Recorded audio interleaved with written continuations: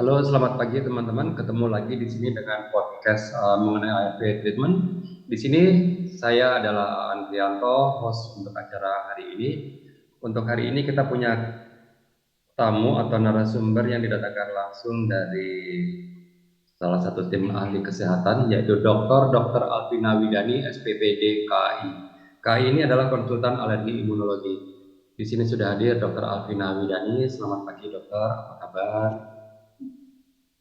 Pagi, baik kabarnya. Baik, Ya, kegiatan ini membahas mengenai TLE 400 mg yang akan hadir di Indonesia. Sebagai latar belakang akan saya coba sedikit bacakan mengenai TLE 400 mg. Pada tanggal 20 Maret 2017, FDA dari Amerika sudah memberikan persetujuan bahwa PEPFAR, yaitu rencana darurat Presiden Amerika untuk AIDS Relief, itu akan memberikan dan menetapkan bahwa antiretroviral yang berjenis TLE 400 mg akan tersedia di negara berkembang sebagai regimen lini pertama untuk orang yang hidup dengan HIV. Nah, di sini terkait dengan podcast ini, TLE 400 mg yang produksi dari Mylan ini barangnya kita sudah ada di sini. Ini diformulasikan dengan dosis efavirenz 400 mg yang kurang dari dosis standar 600 mg. Sementara pada uji coba Angkor 1 Kirby Institute yang menggunakan obat yang disediakan oleh Mylan dan Gilead Science menunjukkan bahwa pengurangan dosis efavirenz 400 mg tidak kalah efektif dan efisien dibandingkan dengan dosis 600 mg apabila dikombinasikan dengan tenofovir dan emtricitabine selama 48 minggu pada orang dewasa yang naik ART dengan infeksi HIV-1. TLE 400 mg ini kemudian menjadi rekomendasi oleh Badan Kesehatan WHO pada tahun 2016 sebagai alternatif terapi lini pertama untuk orang dewasa yang hidup dengan HIV. Terkait hal ini, Dr. Alvina mohon izin, bisakah memberikan penjelasan sedikit terkait mengenai TLE 400 mg sebagai gambaran umum dulu untuk teman-teman komunitas yang saat ini masih mungkin dipikir ini obat baru atau obat apa ini? Silakan Dr. Alvina. iya. Jadi TLE 400 ya. Jadi ini kombinasi tenofovir, lamivudin, dan efavirenz. Berbeda dengan sebenarnya ini sama kombinasi dengan obat antiretroviral sebelumnya, cuman yang berbeda adalah dosis efavirenz. Yang sebelumnya kita tahu 600 mg, kemudian ini berubah jadi 400 mg. Nah, kenapa kemudian ada perubahan dosis? Mungkin kita sedikit ini ya, review tentang obat antiretroviral ya. Jadi kita tahu obat antiretroviral itu merupakan salah satu bagian dari tata laksana orang dengan HIV/AIDS ya. Jadi pemberian obat antiretroviral itu bertujuan untuk bisa menekan jumlah virus HIV sehingga bisa memperbaiki daya tahan tubuh, kemudian juga yang pada akhirnya akan bisa meningkatkan kualitas hidup, ya, kemudian meningkatkan kesehatan sehingga menjadi lebih baik. Nah, tujuannya juga supaya virus itu bisa ditekan sehingga juga bisa menurunkan resiko penularan kepada orang lain. Nah, kita tahu pemberian obat antiretroviral itu diberikan kombinasi dari 3 obat. Nah, kita tahu ada lini 1 dan ada lini 2 ya. Di awal pemberian obat antiretroviral kita mulai dengan pengobatan lini 1. Nah, pengobatan lini 1 itu ada kombinasi obat-obatan yang menjadi pilihan rekomendasinya. Nah, salah satu sekarang yang memang direkomendasikan sebagai lini pertama untuk pengobatan antiretroviral, salah satu kombinasinya adalah tenofovir, lamivudin dengan efavirenz. Ini terutama diberikan pada orang dengan HIV yang juga mengalami infeksi tuberkulosis ya. Jadi tahu orang dengan HIV itu karena daya tahan tubuh yang menurun seringkali mengalami juga infeksi oportunistik namanya. Nah, salah satu yang sering adalah infeksi tuberkulosis. Nah, kalau ada orang dengan HIV dia kemudian terdiagnosis ya di awal dia HIV dan kemudian juga mengalami infeksi tuberkulosis, pilihan utama untuk kombinasi obat antiretroviralnya adalah yang mengandung tenofovir, lamivudin, dan efavirenz. Nah, di luar itu saat ini kombinasi yang menjadi pilihan utama selain yang kalau misalnya dia orang dengan HIV tanpa infeksi tuberkulosis, pilihan utamanya adalah kombinasi tenofovir, lamivudin dengan ada yang namanya dolutegravir. Nah, jadi kita terutama pada orang dengan infeksi tuberkulosis ya, atau mungkin yang sudah terdiagnosis HIV sejak sebelum tahun 2020, nah itu banyak yang menggunakan kombinasi dengan salah satunya efavirenz itu.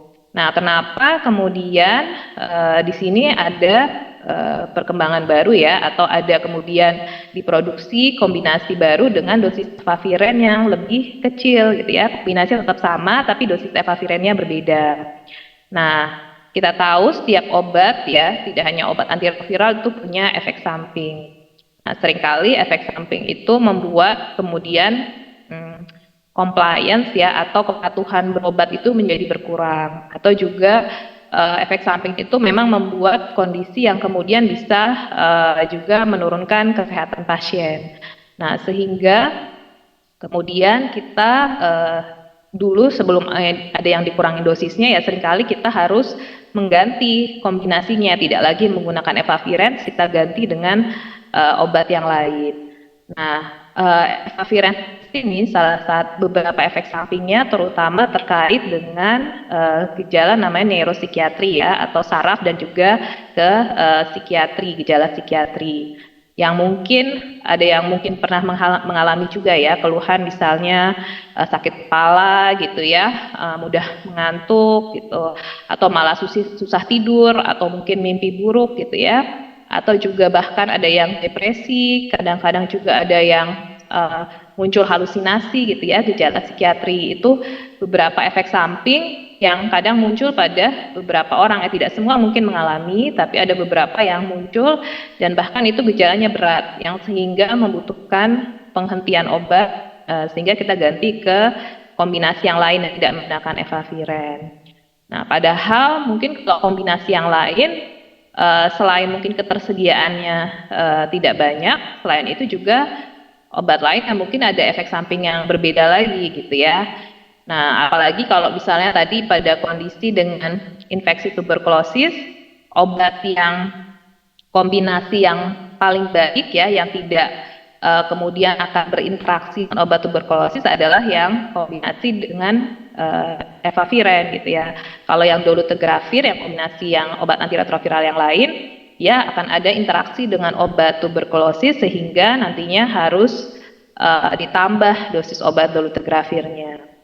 Atau juga misalnya ada masalah lain, misalnya pada ibu hamil yang trimester pertama, nah itu dia juga lebih disarankan kalau kombinasi obat antiretroviralnya dengan yang mengandung efavirenz dibandingkan yang kombinasi dengan dolutegravir namanya.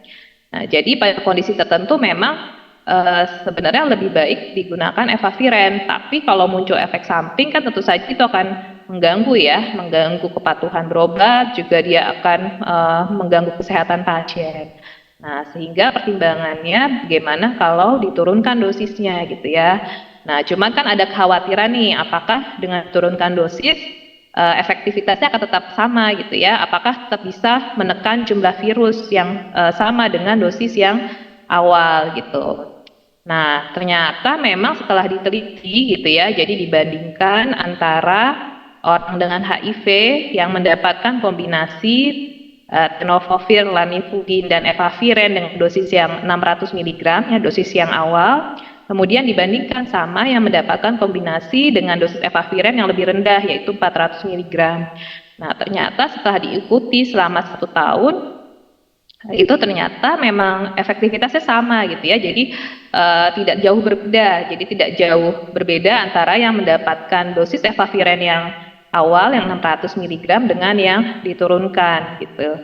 Jadi persentase yang bisa mencapai viral load yang rendah gitu ya, yang tidak terdeteksi itu sama antara kedua macam kombinasi tersebut gitu. Dan tentu saja kalau dengan dosis yang lebih rendah harapannya efek sampingnya juga yang tidak diinginkan lebih rendah gitu ya. Jadi dengan adanya kombinasi dosis yang lebih rendah harapannya tadi compliance pasien bisa lebih baik ya, efek samping juga bisa lebih rendah.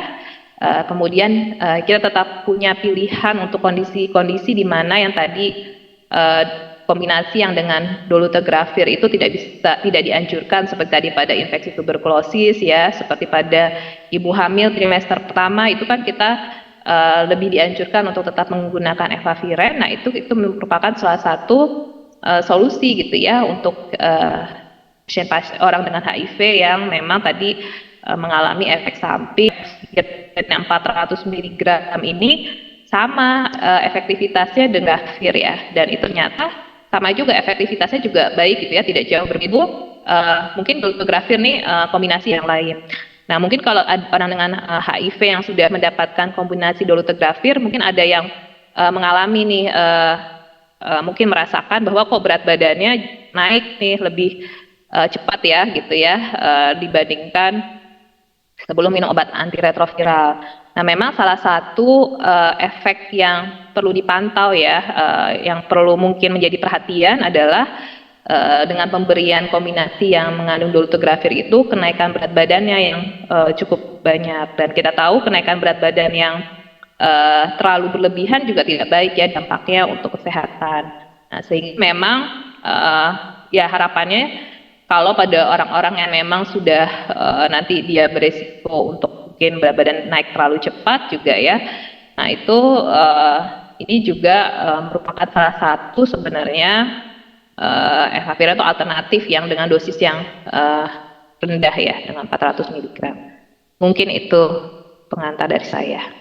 Oke, terima kasih Dr. Alvina. Jadi mungkin kalau kita ambil kesimpulan sementara sejauh ini, penggunaan tenofovir, lamivudin, efavirenz atau TLE 400 mg ini bisa disarankan untuk teman-teman yang masih mengalami efek samping pada saat mereka menggunakan TLE 600 mg.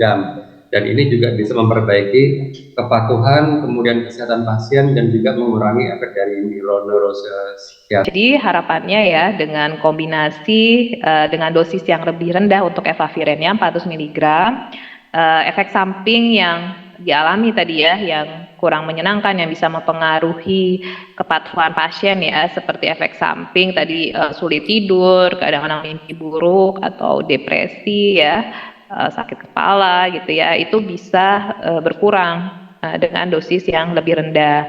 Dan di sisi lain memang ternyata kalau dibandingkan efektivitasnya itu tidak berbeda antara yang 600 mg efavirenz dengan yang 400 mg dari penelitian gitu ya dalam menekan jumlah virusnya HIV.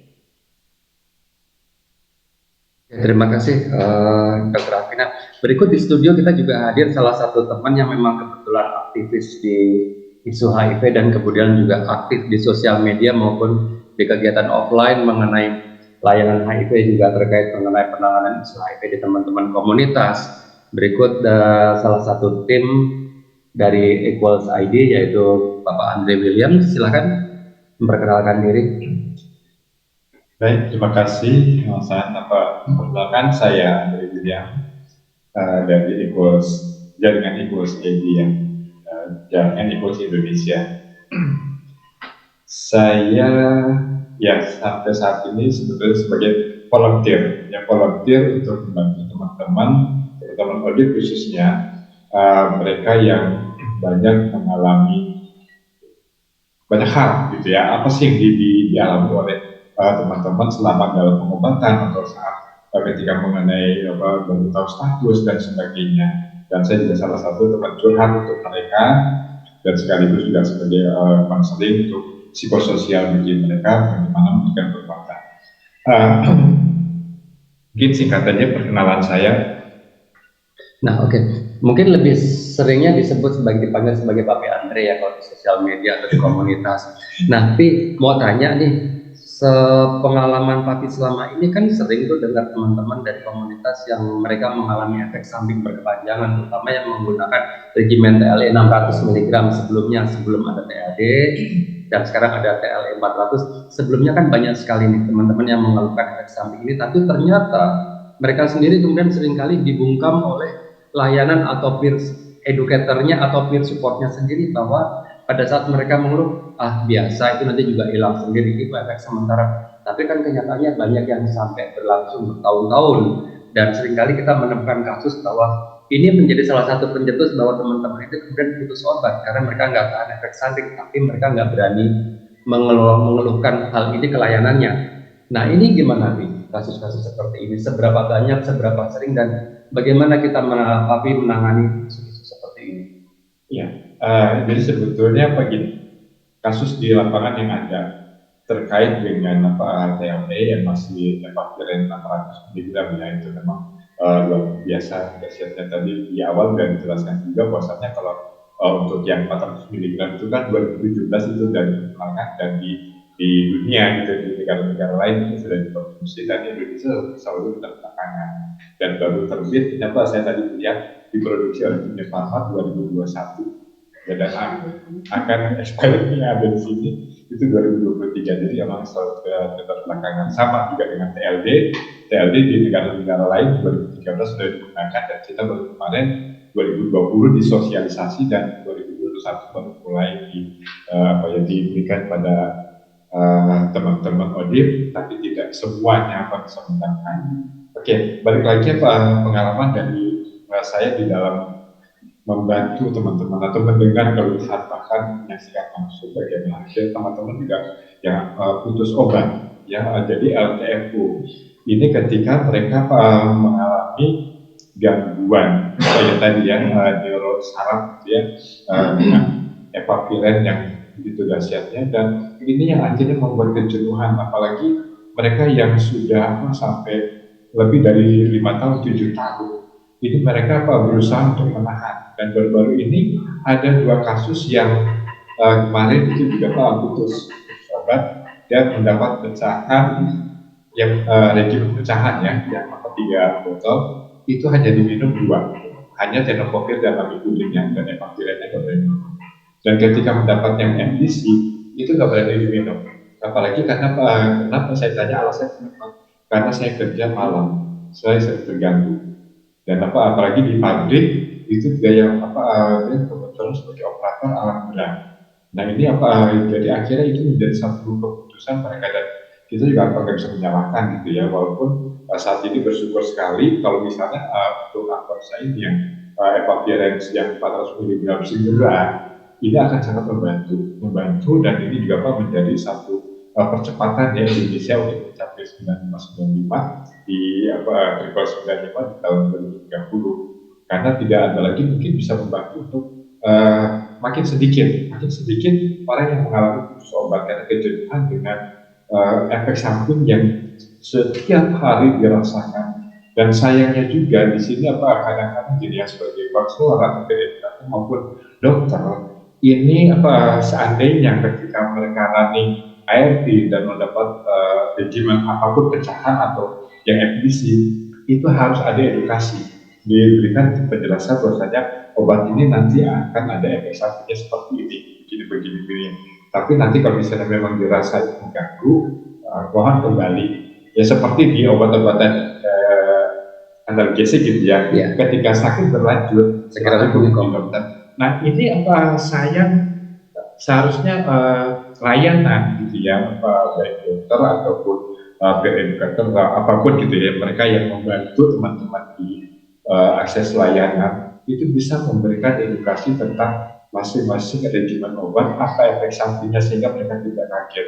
Dan ketika mereka mengalami gangguan itu membuat nggak nyaman di dalam tubuhnya, mereka akan segera kembali, dan harusnya juga Pak Dokter itu bisa mereka menerima mungkin ada ini perlu observasi barangkali ya, ada observasi supaya mungkin ada alergi terhadap tenofovir atau ada alergi terhadap regimen lainnya.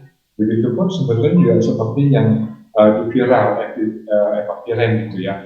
Itu viralnya mungkin nggak masalah, tapi evapirennya ini juga mengganggu. Banyak teman-teman yang mengkonsumsi 2 regimen seperti itu yang mengalami Ya, satu kegagalan viral juga cukup lumayan tinggi, kemudian angka putus obat juga cukup tinggi. Ini sangat kasihan sekali gitu ya, sampai akhirnya mereka mungkin itu secara singkat dari yang gambaran di lapangan ketika mereka teman-teman audit yang menggunakan TLE selama ini yang masih dosis 600 mg dan Dupi Eva ya, itu yang utamanya.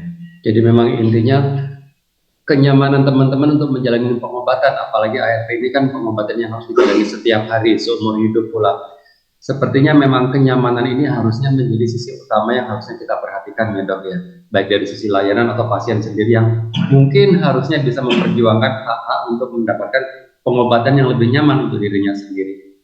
Nah, sebelum nanti kembali lagi ke Pak Andre, dok, sepertinya ini kan yang Avanza ini sepertinya sudah tersedia ya, walaupun mungkin belum di layanan umum bisa diberikan secara bebas seperti TLE yang 600 atau ARV regimen lain, tapi ini kan sudah tersedia dari Kimia Farma. Nah, bagaimana teman-teman komunitas seandainya mereka ingin mengakses obat ini, apakah bisa langsung meminta ke layanan atau harus melalui jalur tertentu, misalkan melalui layanan berbasis komunitas yang memang kemudian bisa meresepkan obat tersebut dan tidak dibeli di tempat umum, tapi tetap memang melalui jalur-jalur tertentu. Ini bagaimana untuk cara aksesnya apabila memang ada teman-teman yang memang butuh pindah ke regimen ini?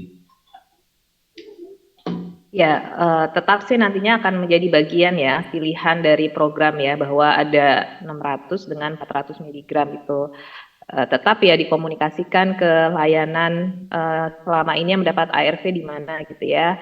Dan memang sebenarnya efek samping itu merupakan salah satu yang kita edukasi pada saat konseling awal obat ARV ya, dan memang dan setiap kali kunjungan gitu ya itu akan ditanyakan terkait efek samping obat yang dialami gitu. Makanya 6 bulan pertama biasanya itu memang fase-fase yang paling rentan untuk muncul efek samping yang tidak menyenangkan.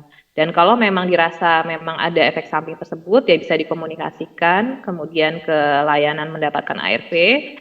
Nantinya ya harapannya kalau sudah memang masuk ya pasti akan masuk ke program ya, harusnya masuk program. Kalau untuk saat ini sebenarnya saya ada pasien juga yang mendapatkan 400 mg, yaitu karena dia menggunakan Efavirenz yang 200 kemudian 2 tablet ya, karena memang dia sangat tidak bisa mentoleransi yang 600 dan obat lain pun alergi gitu ya. Jadi akhirnya karena tidak ada alternatif obat lain ya satu-satunya tetap harus menggunakan Efavirenz, dan itu dengan Efavirenz yang dikurangi dosis. Jadi kalau untuk saat ini ya memang kalau tidak ada alternatif lain dan memang harus mendapatkan Efavirenz ya kita ada alternatif yang 200 itu miligram kemudian 2 ini ya. Tapi nantinya kalau yang ini memang sudah masuk ya pasti akan bisa diakses ya di layanan ARV yang ada ya. Mudah-mudahan secepatnya bisa diakses oleh teman-teman dan disediakan oleh negara. Teman-teman komunitas yang mungkin dampingannya Pak Andre sendiri memang akan butuh ke depannya, yang bisa ditanyakan ke Dr. Elvina dan mungkin bisa diberikan jawabannya bagi teman-teman komunitas yang lain juga yang kebetulan melihat podcast ini. Silakan. Ya, jadi kalau untuk pertanyaan, kalau untuk pertanyaan mungkin karena Dr. Elvina kan juga di layanan ya. Artinya bukan sebagai orang Kemenkes kan, sehingga sulit. Tapi kalau misalnya memang kebijakan rumah sakit atau terutama rumah sakit yang jadi rujukan gitu ya, ini sebisa kita atau secepatnya gitu. Jadi ini bukan pertanyaan, lebih pada saran akhirnya gitu ya. Jadi perlu masukan atau Permenkes baru lagi nih untuk yang TLE 400. Selain kemarin kan baru muncul yang untuk yang TLD yang Oktober kemarin, akhir Oktober yang ke Permenkes yang 2022. Mungkin perlu bikin baru lagi untuk yang TLE 400. Sebetulnya kayaknya nggak perlu juga kali ya untuk Permenkes yang baru, karena di situ kan lebih Permenkes itu lebih mendorong gitu ya untuk percepatan pencapaian goals 95 gitu ya, dan penggantian obat nevirapin yang itu udah nggak bisa diberikan ke transisi ke TLD. Oke. Nah mungkin selama ini juga barangkali untuk kalau belum ada ketersediaan gitu ya, ini layanan juga mau bersedia menyediakan memberikan TLD gitu ya, untuk yang mereka masih dalam dosis TLD yang 600 mg. Mungkin sekedar saran, maaf Dok, dan ini gampang mungkin bisa menjadi mendorong ya layanan pendidikan lain melihat ada contoh nih rumah sakit dan sebagai tempat rujukan layanan PDP yang sudah memberikan bisa TLD 400 memberikan TLD 400 dan sementara bagi yang belum ada mungkin ya didorong dengan TLD-nya dulu kalau misalnya memang mereka yang nggak mau transisi ke TLD gitu ya. Ini yang karena sebagai orang lapangan kita melihat dampaknya ya, dampaknya bagaimana supaya negara kita ini akan melandai grafiknya kayak Thailand gitu. Thailand dulu kan di Asia Tenggara sampai awal 2000 itu kan grafiknya tinggi. Dan kemudian 2005 sampai sekarang kan melandai gitu ya. Sama dengan kasus di Papua, di Indonesia ya. Papua 5 tahun belakangan itu juga kan kasusnya tertinggi secara nasional angkanya. Dan sekarang justru kemarin saya melihat grafiknya itu ada di urutan ke-7 kan luar biasa. Kenapa? Jawa Barat naik ya. Ya, karena saya tanya teman-teman di sana TLD lebih mudah, lebih gampang dan lebih tersedia. Nah ini menjadi satu kunci. Akhirnya yang angka LTF ini kan bisa ditekan. Mungkin ini Dok ya yang bagaimana percepatannya, upaya percepatannya. Karena kan tidak ada edarannya dari Kemenkes nomor 23 2020 yang mengenai TLD.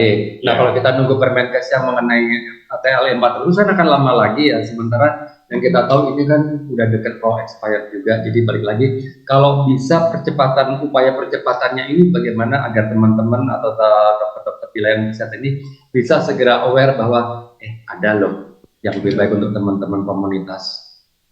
Monggo Dok, silakan. Ya, saya sebenarnya bukan yang itu ya, masalah kebijakan. Saya juga sebenarnya sebagai pelaksana ya, pengguna, maksudnya saya pelaksana di layanan ya. Jadi kalau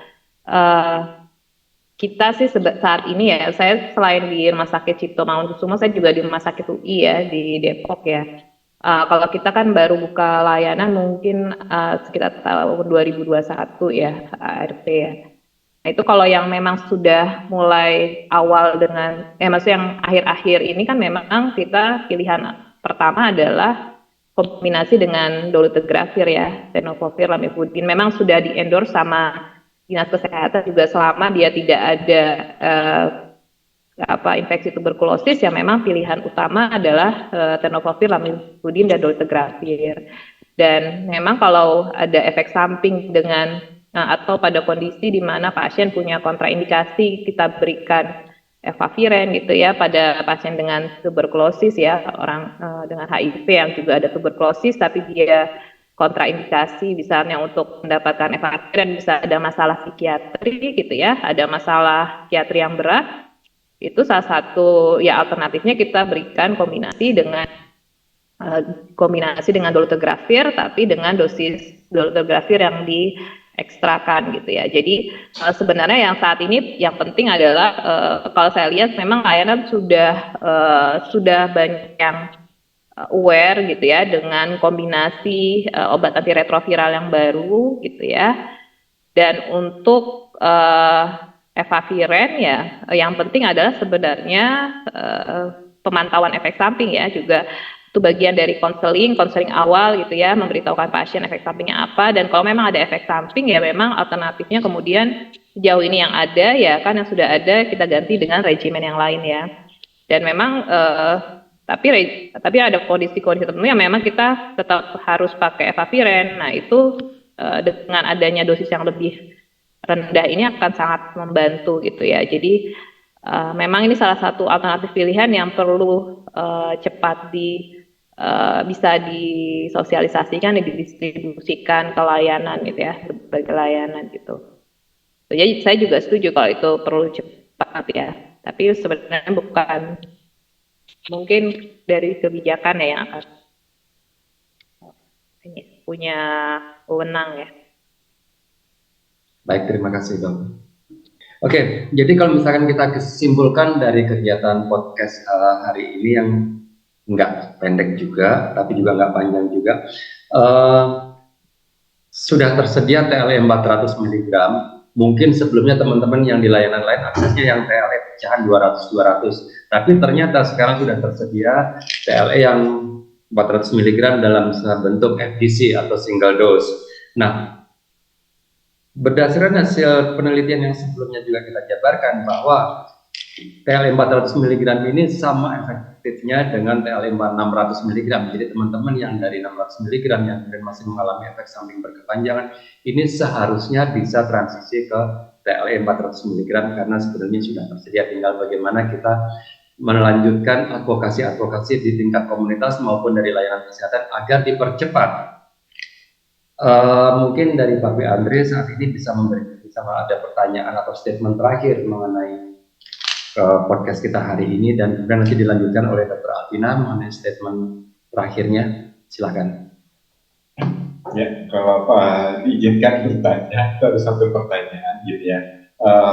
Banyak tenaga kesehatan atau dokter ketika misalnya mereka yang mengalami kegagalan TLE itu tanpa ada observasi ataupun itu tiba-tiba langsung diganti dengan lini 2 gitu ya, obat lini 2 itu yang obatnya nggak sedikit untuk sekali minum gitu ya, dan juga 2 kali. Bagaimana dengan mereka yang menjalani wajib puasa Ramadan sebentar lagi, itu selalu kebingungan di mana setiap minum obat kan aturannya harus tepat waktu, yang per 12 jam atau yang per 4 jam gitu ya. Nah kalau yang mereka harus 2 kali minum artinya per 12 jam atau gitu. Nah, terus kemudian kalau di kesimpulan untuk bagaimana menyikapi untuk yang TLE dengan dosis sefavirenz 400 mg, berharap sih ada percepatan karena gini, kalau saya melihatnya saya tadi coba melihat ini di sini sudah diproduksi dari 2021 ya, bulan Oktober, dan akan expired 2023 tahun ini pada bulan September. Nah, apakah ini memang sudah ada tersedia di layanan atau belum? Gitu. Nah, kalau misalnya memang sudah ada di layanan, bagaimana cara mengakses untuk bisa teman-teman yang memang tetap bertahan dengan TLE gitu ya, mereka takut untuk transisi ke regimen lain.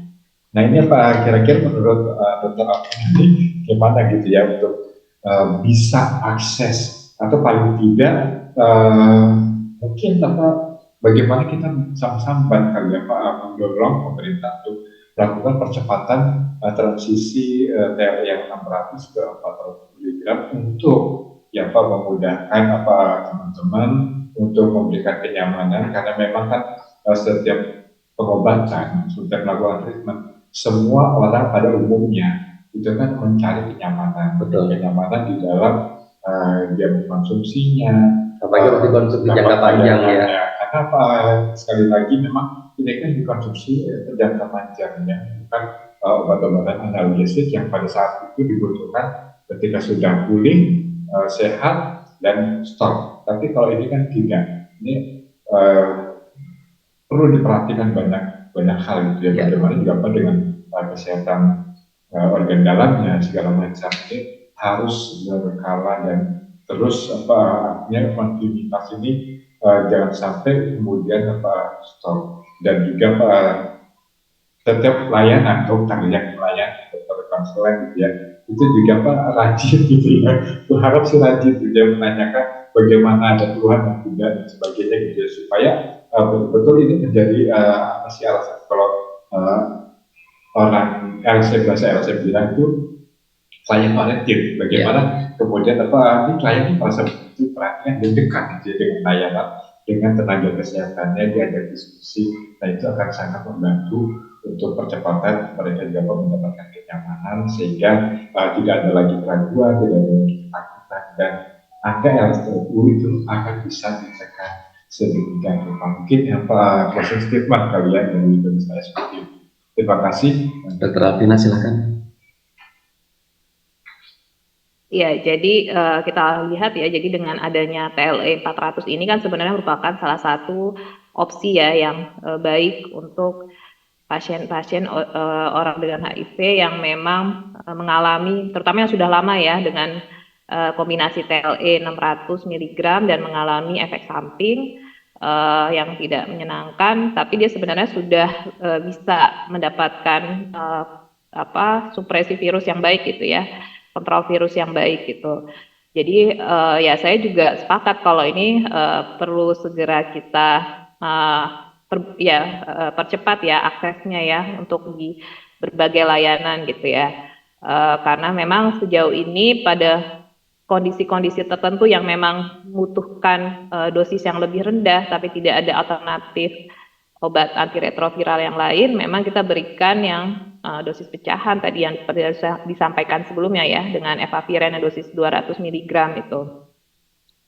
Nah, jadi memang ya saya juga sepakat kalau kita bisa cepat adakan gitu ya, dan itu aksesnya bisa di berbagai rumah sakit yang tersebar luas di Indonesia, itu akan sangat membantu. Dan memang perlu juga